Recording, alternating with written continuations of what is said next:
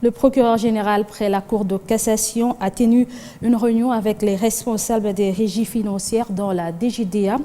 Au menu, discuter autour de la décision signée par Firmin Vondé interdisant tous les magistrats du ministère public de poursuivre ces régies sur les plans fiscal et non fiscal sans l'autorisation des responsables de ces entreprises. Le procureur général près la Cour de cassation, Firmin Vondé Mambou, a échangé avec les responsables des différentes régies financières, à savoir la DGDA, la DGI et la DGRAD, sur une instruction qu'il avait signée et qui rappelait l'interdiction légale aux magistrats du ministère public de poursuivre les matières fiscales, douanières et non fiscales sans autorisation préalable de ces régies.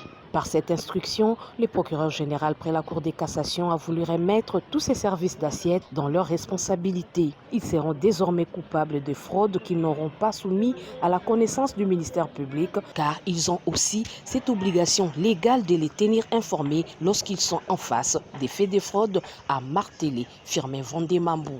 En ce sens que la même fraude peut être constitutive de fait pénal et il nous appartient au ministère public de pouvoir sévir. En d'autres termes, lorsque j'interdis aux magistrats de se saisir d'office de ce genre de matière, je responsabilise les autorités de ces régies financières à pouvoir s'assumer pour qu'ensemble nous puissions donner à l'État les moyens de sa politique. Et pour besoin de dissuasion, lorsque un fait de fraude s'avère vrai et que dans la commission de cette fraude est impliqué un agent des douanes ou des régies financières, il faut que cet agent non pas seulement subisse des sanctions disciplinaires mais aussi pénales, puisque le même fait disciplinaire peut être constitué de fait pénal. Moi, pour les magistrats qui feront les arnaques, je les considère comme des indisciplinés. Ils subiront la rigueur de la loi, disciplinairement et pénalement.